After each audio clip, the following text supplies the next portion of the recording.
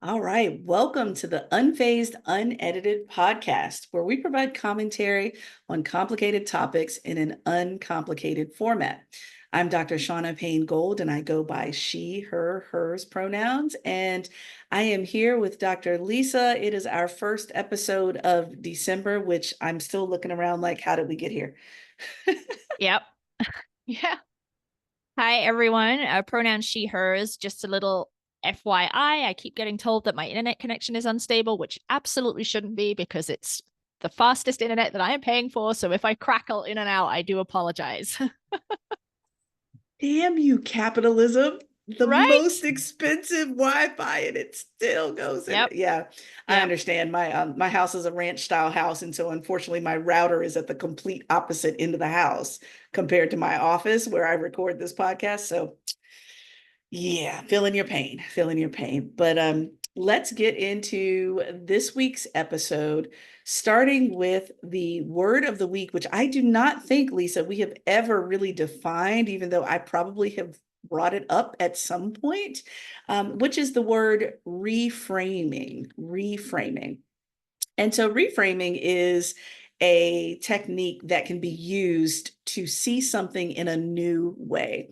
And the easiest way that I can give you an example of this, Lisa, is, for example, the old saying, is the glass half empty or half full? So one person may say, oh, well, I see the glass and it's half empty. The other person may say, oh, I actually see it half full.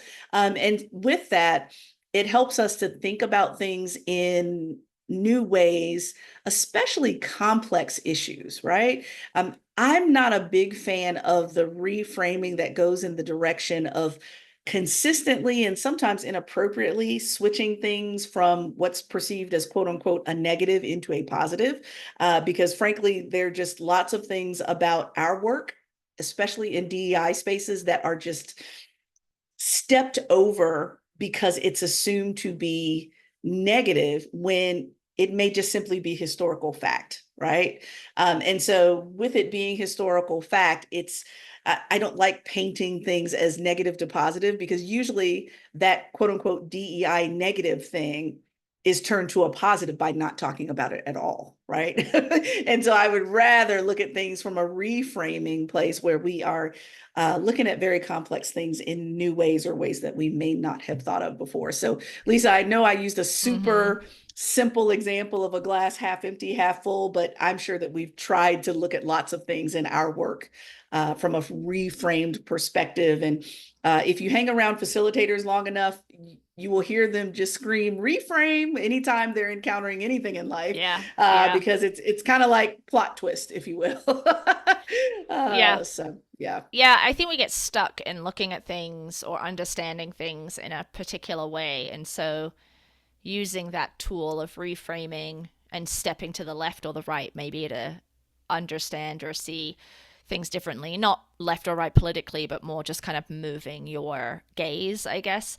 I think is really useful. This is a funny reframe. It isn't an exact um, molding onto it, but this week, or not this week, I guess it was a couple of weeks now. The Onion purchased InfoWars in bankruptcy.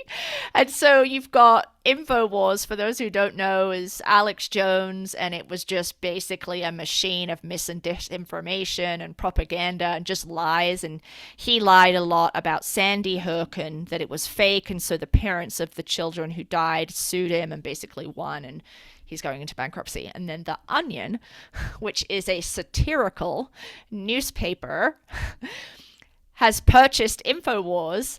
And so it's a way to think about how do you reframe misinformation and use that vehicle for satire versus for damage.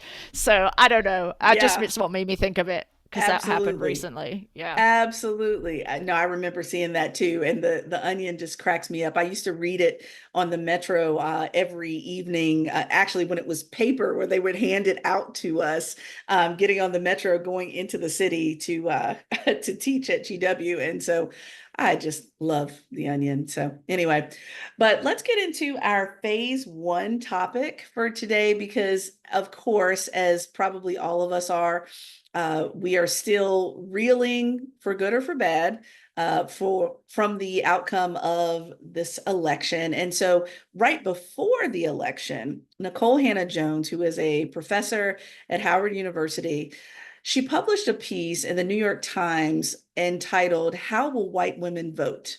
It's a question with a fraught history.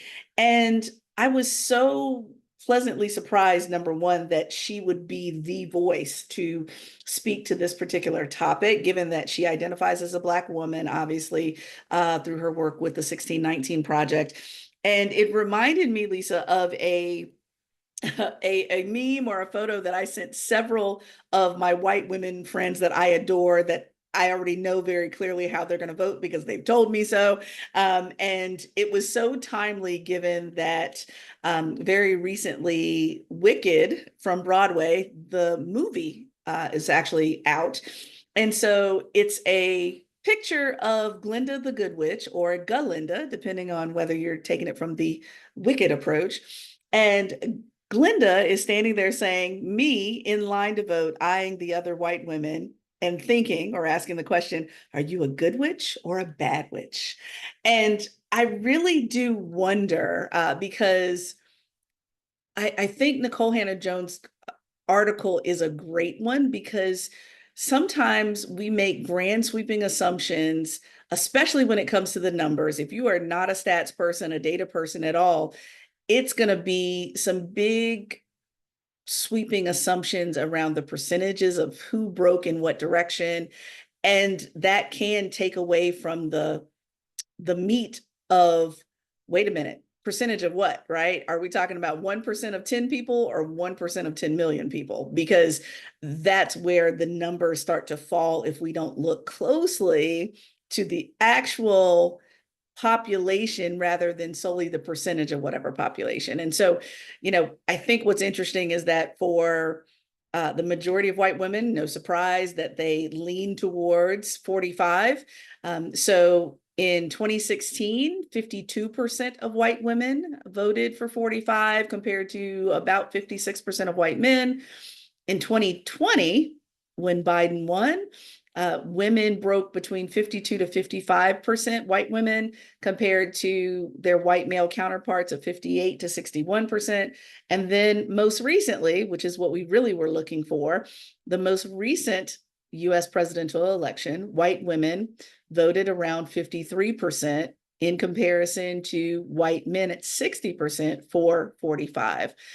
We don't quite know yet what's going to happen to that number because there's still counts going on. Hopefully by the time you hear this, we'll have a number. But, Lisa, what I think is really important is that we already know, and we need to remind folks that, again, we're talking about multiple identities. And what we know is that white women put their race before gender because we have a history, or white women have a history of not voting for certain freedoms that should come with their gender, but do not. And, at the very same time, what I think is so ironic about that is, remember, y'all, a lot of people did not learn this until after they became adults. 1920 was not for women who looked like me. 1920 was actually for women who looked like Dr. Lisa. And so, given that, I think it's ironic that the freedom around the suffrage movement and actually earning the right to vote, it's like, oh Lord, you earned the right to vote for somebody that's going to take away your rights. The irony of this, especially at those percentage levels. So, I just think Nikole Hannah Jones did a great job of kind of reading the history of this work and where we are now, so that we're not treating the last couple of elections as a vacuum, because this is just an ongoing staircase of whiteness that white women continue to climb, and they're not willing to step off or away or around it in support of their own gender. So I'll stop there, Lisa, but I thought it was a fascinating article. Even if you're not a numbers person, the historical Yeah. longitudinal information was just fascinating. Yeah, she's really great at that. I mean, Yeah. obviously, the 19 project is all about U.S. history, but I think just to provide a point of clarification for folks who are listening who might not know what happened in 1920, that was the amendment to the Constitution that gave women the right to vote, and so the amendment was not racialized, right? It was just you can't discriminate on the basis of sex in terms of voting. But in the United States at that time and for 40 years until 1965, much of the country was living under Jim Crow laws and segregation and voter disenfranchisement and poll taxes and what is that? I'm saying brain test. That is not what it's called. What is that called? When you're testing someone's intelligence to be able to vote. Why am I not Oh remembering the name gosh, of I that? was just looking at one. Literacy, like literacy test. Is that I what I'm think it thinking? is Yeah, literacy. Yeah, yeah, yeah.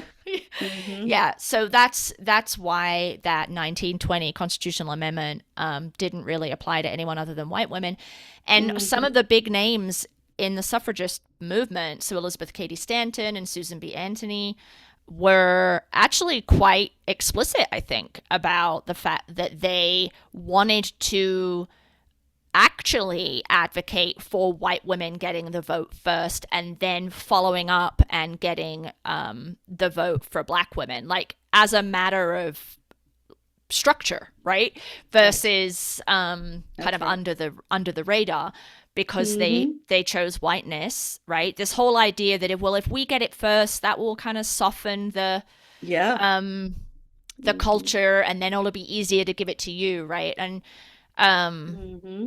Mm-hmm. I was I it's this really weird feeling I have, Shauna, because I was not surprised that Trump won and I am not surprised that a majority of white women voted for him, Mm-hmm.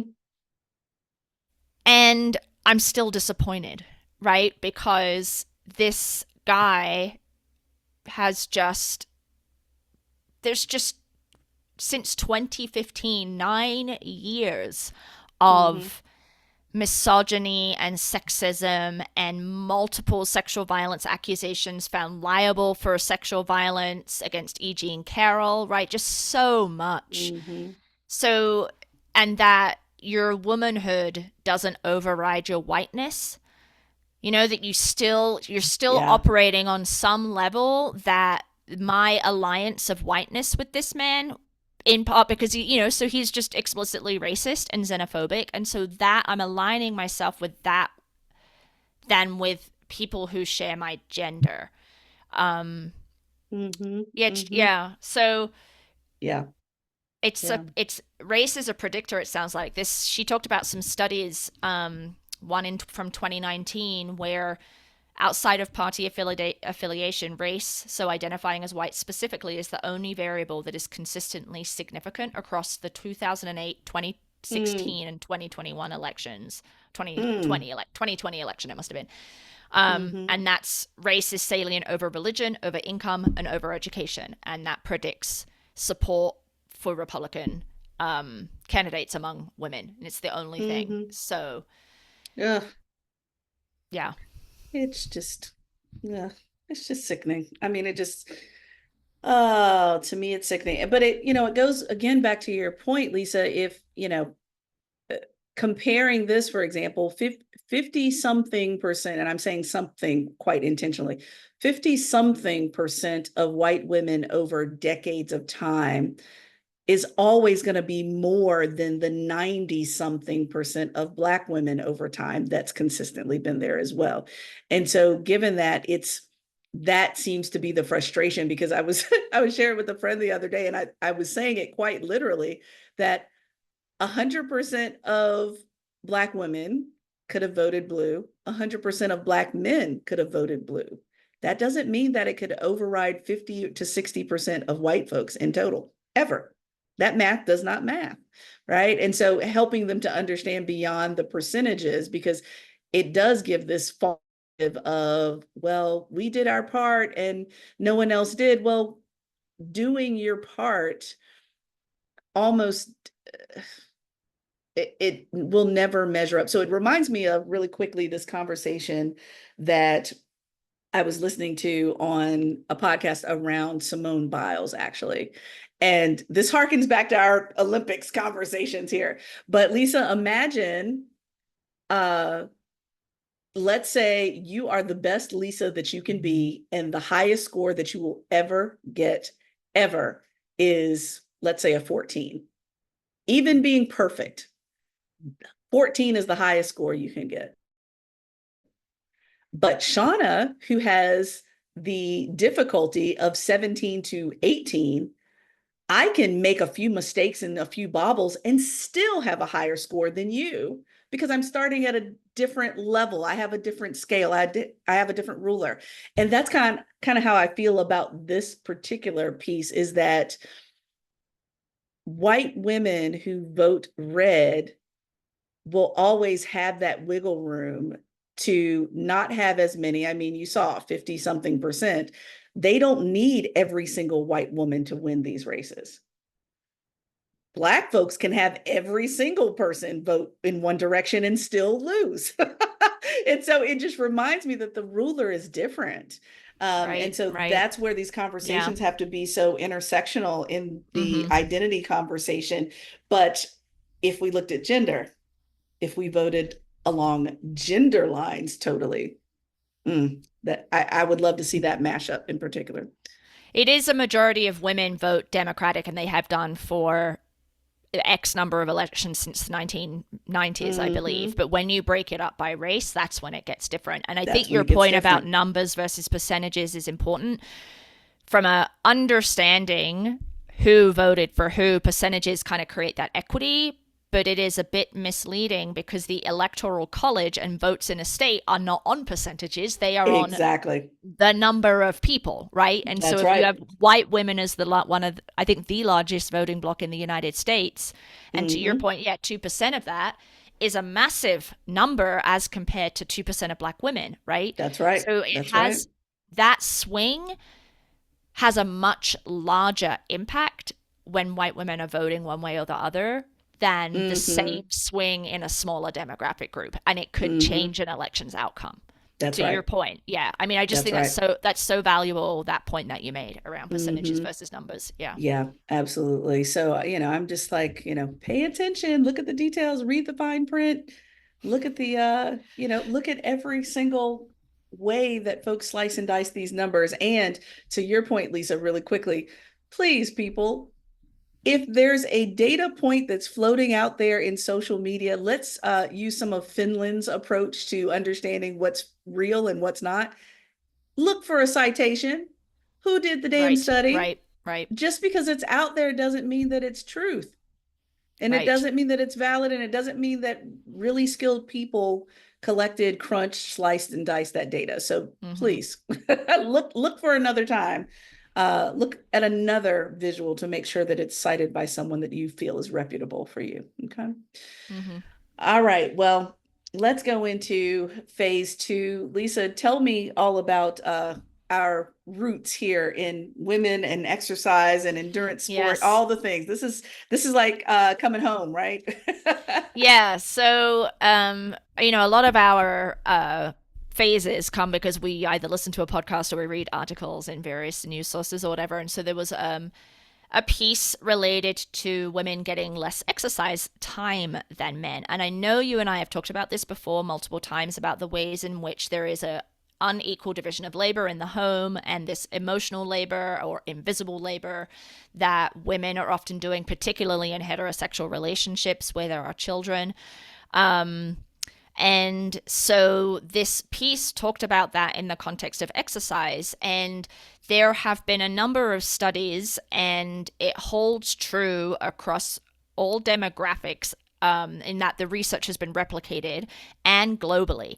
So we're not even talking here just about a US context. There was one study, I think, that looked at the World Health Organization statistics for 148 countries, and I think it was like all but 8, maybe, where there was this distinction, this problem. And so you're seeing that this one study that wasn't global but was based on US Americans, and there was racial diversity in there and age diversity. 33% of women met weekly recommendations for aerobic exercise as compared to 43% of men. So my guess is health experts would want both of those percentages to go up, right? For all, people of all genders to be higher. But what it's showing there is that you've got a 10% gap. So women are meeting those recommendations less often than men are. And then when you look at the time they have available, these studies are also showing that on average, women have 13% less time available than men to dedicate to things like exercise, which goes back to that first point around emotional and invisible labor and women in the home taking on more tasks, whether that's cooking, laundry, picking the kids up from school, doing homework with the kids, other like officey or administrative household activities like, that they end up doing. The other thing I want to say before I'll shut up here was that they did a really good job of connecting to this gap that we see in young girls. So we have talked about a lot, Shaunna, the ways in which young girls can be really into sport, and then when they hit puberty and get into that kind of that early teenager into mid-teen years, their participation in sport drops off, right? And it's partly because of the way their body changes and just embarrassment and in some cases shame, and they're not supported in staying in sport because it's not quote unquote girly, right? So we've got all those gender norms, but they made a connection so that you have this drop in participation in sport for young girls, young women. And so as they move into adulthood, they don't have the same habits or encouragement or association of sport with joy that boys and men do, right? So then you pile on this invisible labor that they're doing, particularly in heterosexual relationships, right? And so then they lose the time and perhaps are only exercising to quote unquote lose weight, right? Or to look better and kind of fit within those beauty standards. Whereas men are doing it because it feels good. It's a challenge. Like, I've always been encouraged to participate in sport. I have time because my wife is doing all these other things, right? And to wrap up here, my niece is a runner, and I had said to her that she should do strength because she had some running injuries.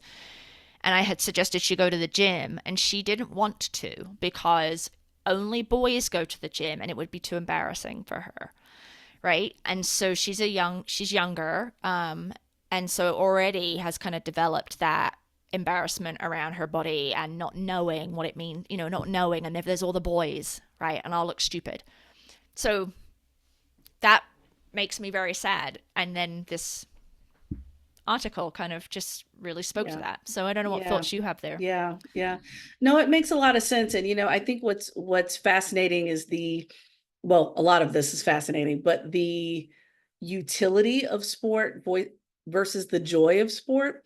It very much reminds me of one of my friends who recently tried out for a pro women's American football team. And she made the team at the age of, let's just say, early 40s, right? And part of it, what's very ironic about it is she made the team in her early 40s. She does research on joy, which brings in that second connection. And one of the things that she also mentioned was thinking about how the utility of sport is quite different. So what are we using sport for? It would be lovely if sport was being used for joy early on, or competition, or learning team values, or being a sports person, or having certain values around sport. Because I would suggest most men that I know that have ever played any organized sport talks about how many connections they make to their adult lives and their work, and how they have gained so many skills from that. And so, yeah, I feel like there's so many reasons why we got to remember young girls who have avoided sport for various reasons turn into women that avoid sport for various reasons. I know when you start looking at intersections, we could go into a whole nother arm of this conversation around how, especially young girls of color, especially young Black girls of color, have often been steered away from sport because of the hair dynamic. This a standard of hair that clearly is almost impossible to meet, but it definitely will be impossible if you are on whatever team, no matter what the sport. And so, I think there's some intersections here. And frankly, what I think is fascinating is I've seen it. I mean, I've been, one of the very few women, for example, that were over on the weight room side rather than the cardio side of the gym because I was training for, whether it was a marathon or, a triathlon or whatever it was. I might have been just in swimming mode for distance swimming. I would still be one of few, if any. And some women are self-conscious about that, right? Or the treatment when you're there, right? Whether it's who's looking at what body part or some condescending behavior that can happen, like, oh, let me lift that for you. Damn it, I'm in the weight room because I'm here to lift stuff. I don't need you to lift anything for me. I'm good. And so things like that occur with those micro interactions that women also don't want to deal with. So I understand, Lisa, why at one point in time in this country, we did have a little bit of an uptick of gender specific gyms to help these numbers, but obviously they didn't last very long. Think about like I know Curves was one line that was out and a few others. They didn't last very long because they were created for those women, but it's almost like too little too late. If you didn't start these habits when you're young, then you can have the ideal mecca of a gym and it's still, you don't have the habits there. And we haven't even gone into the context of home life and other responsibilities that would even allow for the time to do this. Right, right. But all of that is important. So it makes sense that young people grow up to be adults that do the very same thing. Yeah, and if you have very limited time in your day and you associate going to the gym as just one example as being uncomfortable, then you're Mm-hmm. not going to make time to do that, right? And so Mm-hmm. this research isn't necessarily about being on a sports team per se. It could be about going for a walk, it could be about running on a treadmill, right? It could be doing some Mm-hmm. form of exercise, but if you don't have the time to do it, or any kind of group exercise you're nervous to do because of our culture and the way that we body shame and have just Oh yeah. constantly Mm-hmm. treated girls and women's bodies, right? Then you're just going to say, well, I'm not going to do it. I'm going to use what little free time I have in the other way. One thing I forgot to mention about this piece is it talked about that the benefits of exercise are felt by women at lower amounts than they are by men. So I didn't write this down in my Mm. notes here, but it's something like the health benefits in terms of heart disease, chronic illness, other things like that that can be life changing are felt with like 140 minutes of exercise a week, but for men it takes 300. So women don't even need as much time to get those health benefits in terms of kind of longevity, but they're not Mm-hmm. doing it because they don't have the time, and if they do have the time, or what little time they have, they may choose not to do it because of this like long history of being dissuaded from doing any kind of exercise or associating it only with losing weight. And that's just body shaming, right? Mm-hmm. Mm-hmm. Yeah. Absolutely. Absolutely. Yeah. Yeah.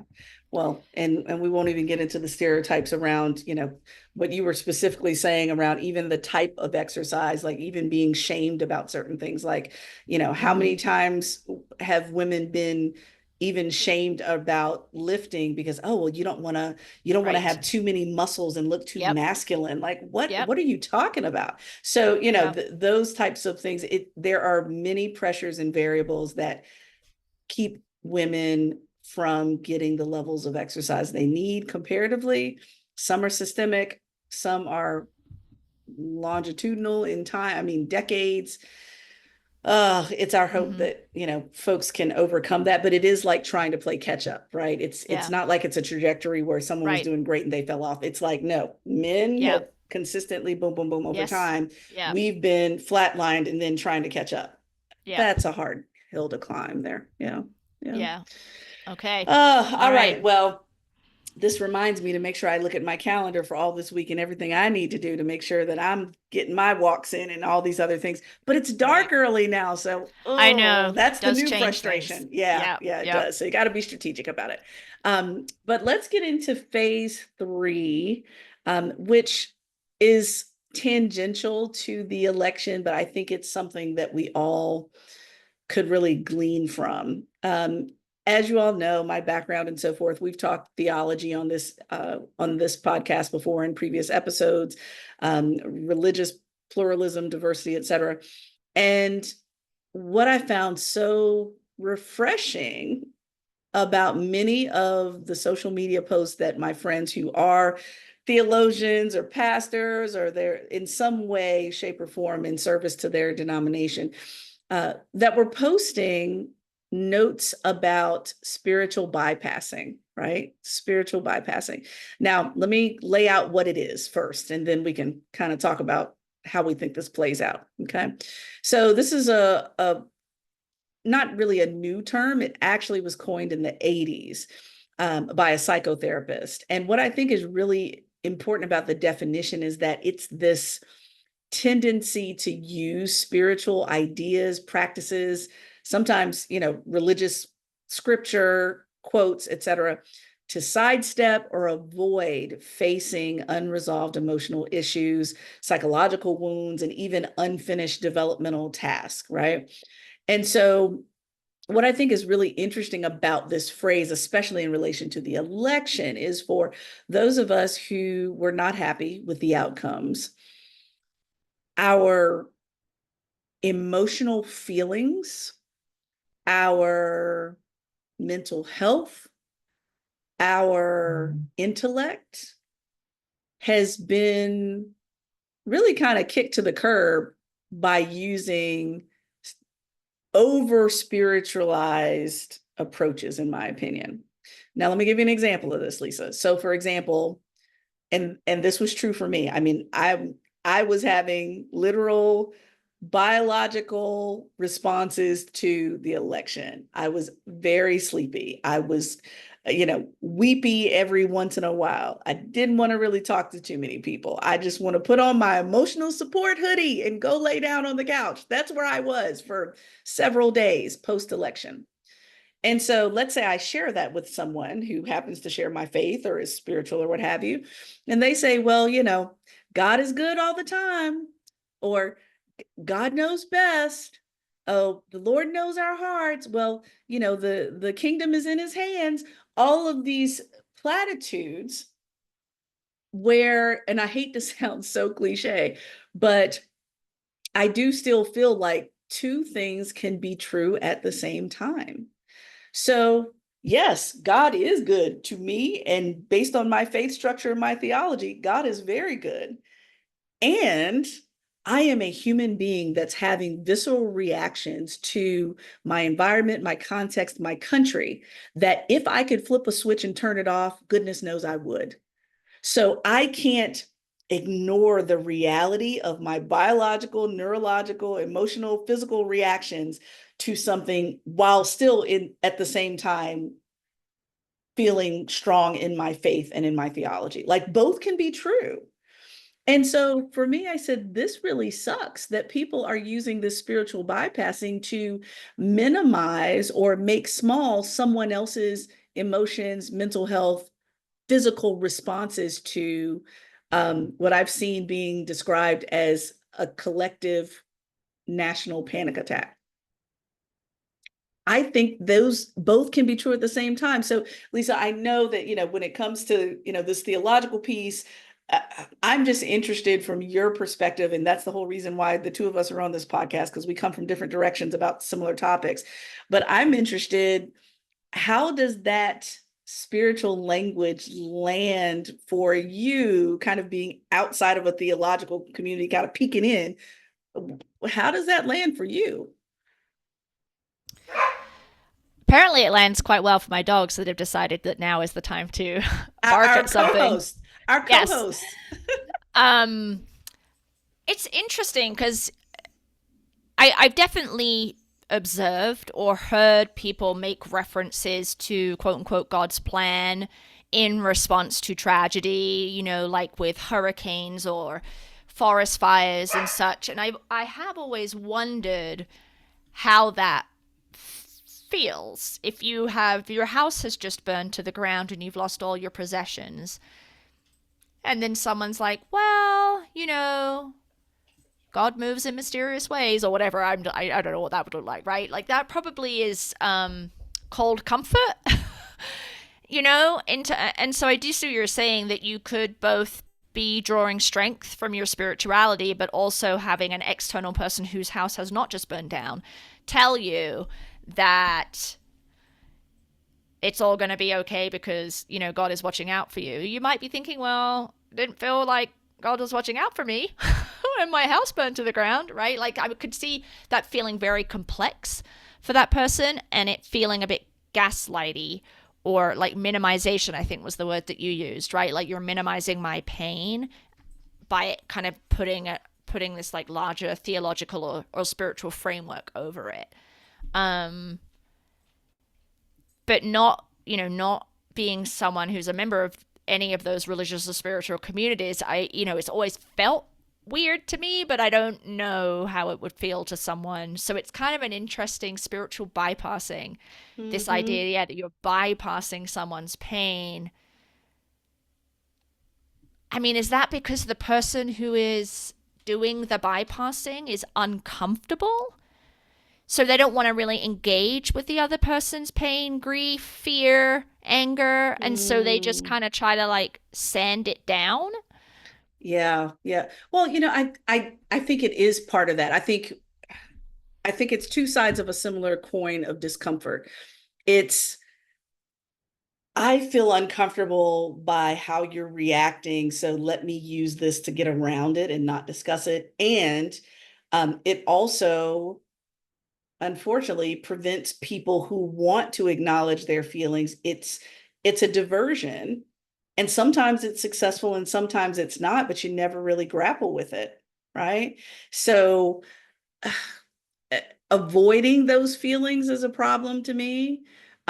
Believing that spirituality is more valuable than humanity. Like, every time I read about spirituality, even within my faith, I'm thinking to myself, okay, especially I'm speaking to Christians specifically here. Okay, Christians, if we're trying to truly decolonize our faith, then what we can't do is use the Christianity as a tool to work against one's humanity. Because if Jesus Christ, as we read and know of him in our sacred text, was equally divine and equally human, when you try to use spiritual bypassing on me, you're saying spirituality is not equal to my humanity. Spirituality is more than my humanity, which is not the case. And so for me, that's where the problem comes in. It's like, it is a great cop out. And I would suggest it is another, I think it's at least the cousin to gaslighting, because it's Right, trying to right. make you think that your humanity and your feelings are less important Yeah. than they really are. Or that you're mistaken in some way and you shouldn't feel as bad as you do because there's this other thing that should give Yes. you light, right? Yes. Um, Yes. Yes. Yes. It's toxic positivity at some point, though.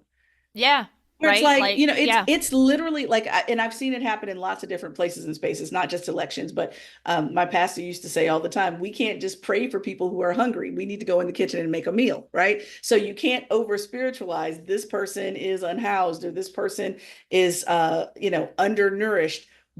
Where is both the divine and the humanity? You can talk about the divine while you're in the kitchen making them a plate. yeah. Right. And so that's to me where the disconnect happens, where, the over spirituality happens as you're walking away from the humanity of people all around you. That's problematic for me. And so I Mm-hmm. try to be, as my very first pastor when I was a child, he used to say it all the time. He said, I can see a sermon better than I can hear it. right? Hmm. Meaning that the Mm-hmm. way you behave is going to be more impactful than what you say. And I still Yeah. feel that's true. I still feel that I could never, I may never quote a scripture to anyone ever in life, but people are going to pay attention to how I cared for people, had empathy for people, and took action in support of kindness and love for other people. Spouting out platitudes ain't, that's just telling me that you are an over spiritualized person that's only comfortable with the memorized lines that you take comfort in rather than actual human beings. That's a problem. Yeah.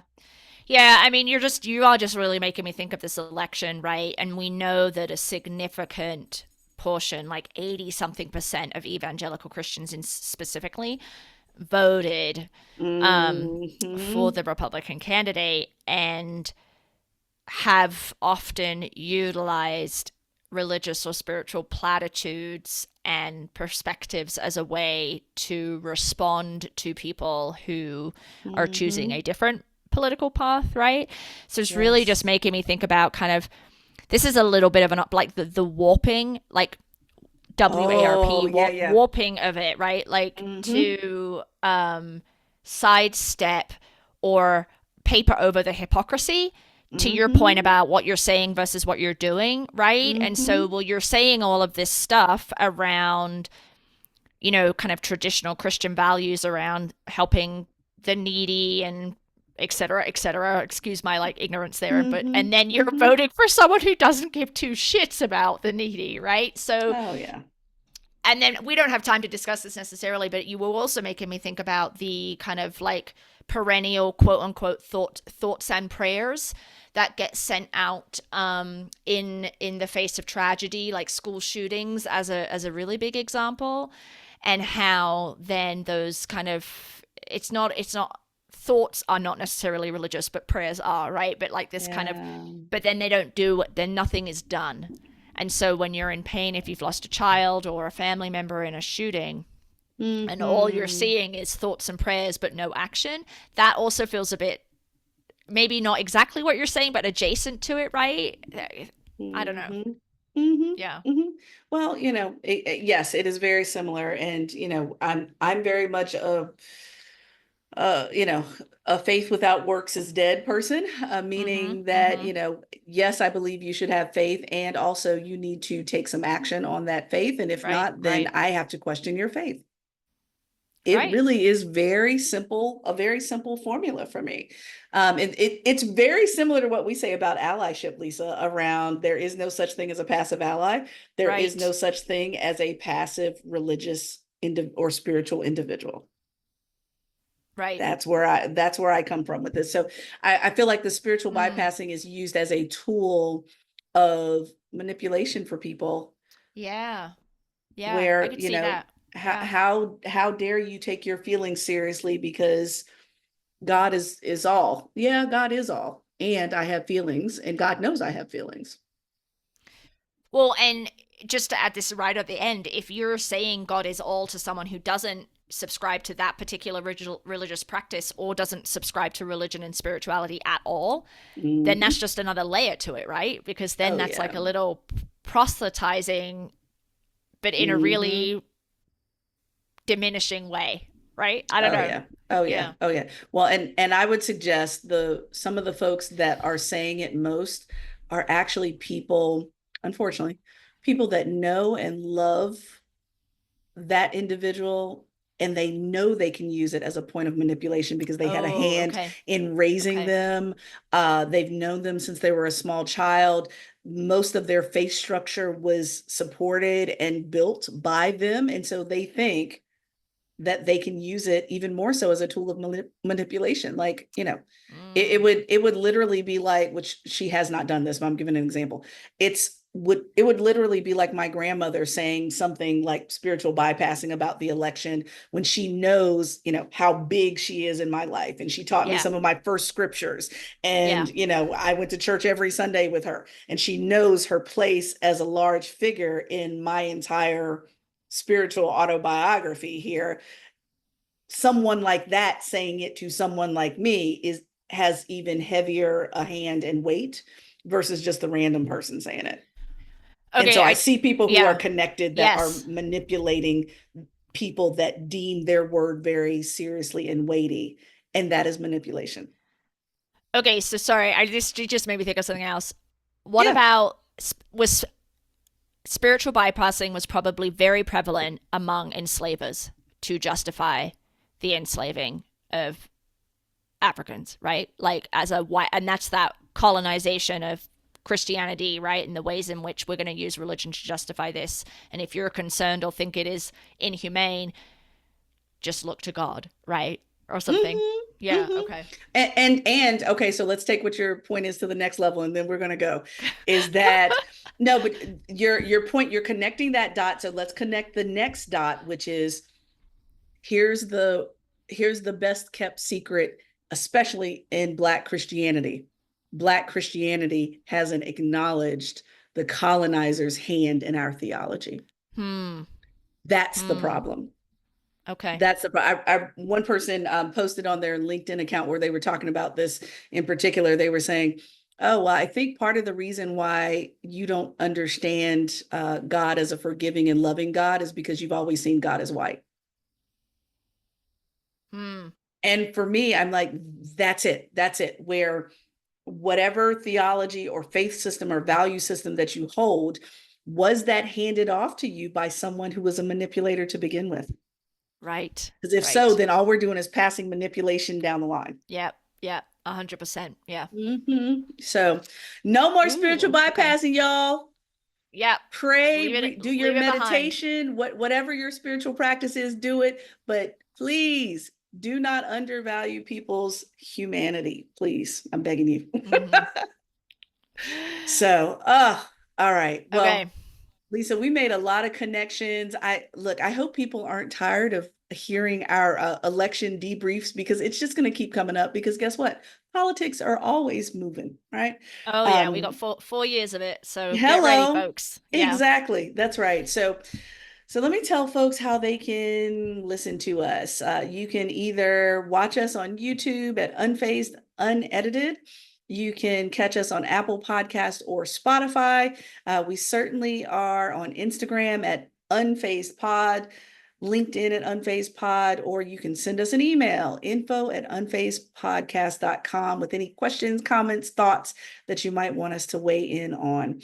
Always check out our website, unfazedpodcast.com, where you can access both the new and the old shows at your leisure. And please subscribe, leave a review, share with your friends, coworkers, or others in this phase of your life. So, Dr. Lisa, until next time. Until next time, see you, folks.